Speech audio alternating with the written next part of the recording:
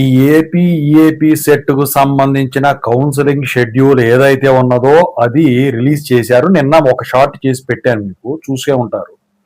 అయితే మీరు కొన్ని విషయాల్లో చాలా జాగ్రత్తగా ఉండాలి ఈ డాక్యుమెంట్స్ పరంగా. అది ఏంటో చెప్తాను, ఎందుకంటే ఫస్ట్ టైం కౌన్సిలింగ్కి వెళ్తూ ఉన్నారు ఇంటర్ ద్వారా. సో ఇవి గనక ఏదైనా తేడా వచ్చినట్టయితే మీకు రీఎంబర్స్మెంట్ అనేది గనక ఉన్నట్టయితే అది రాదు.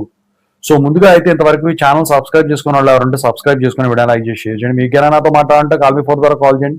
Telugu engineering education Telegram WhatsApp ఛానల్లో జాయిన్ అవ్వండి. ఈ వీడియో హైప్ ఉండే టాపిక్ లో వెళితే ఏంటంటే, ముఖ్యంగా ముందు రీఎంబర్స్మెంట్ కి వెళ్లే వాళ్ళు ఇన్కమ్ సర్టిఫికేట్ కంపల్సరీ పెట్టాలి కదా.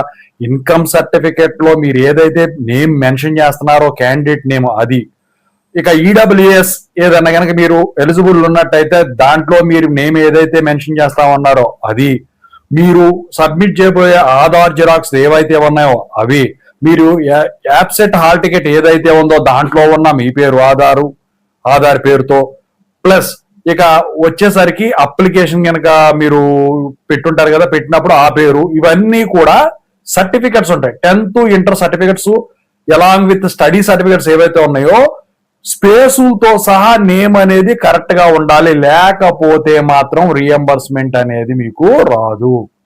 వీటిల్లో ఏ ఒక్క డాక్యుమెంట్ మిస్ అయినా మీకు రీఎంబర్స్మెంట్ రాదు. ఇక క్యాస్ట్ సర్టిఫికెట్ పరంగా చూసుకుంటే సేమ్ నేమ్ అదే ఉండాలి.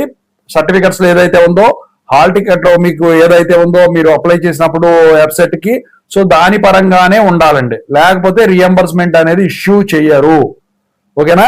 సో ఫర్ ఎగ్జాంపుల్ అనంతరావు అని ఉందనుకోండి, అనంత స్పేస్ రావు అని ఉందనుకోండి సర్టిఫికెట్లలో, సో అదే ఇక్కడ ఉండాలి. అనంతరావు కలిపి వచ్చినా కూడా అది మిస్టేకే. ఇక ఇనీషియల్ వచ్చేసరికి కే అనుకోండి, లేకపోతే కడెంగో ఏదో ఉందనుకోండి, మీ సర్టిఫికెట్స్ లో ఫుల్ ఇనీషియల్ ఉందనుకోండి, ఇందుట్లో ఒకటి కే అని ఉందనుకోండి, అది కూడా మీ పేరు కింద రాదు. ఓకేనా. సో ఇవన్నీ చాలా జాగ్రత్తగా చెక్ చేసుకోండి.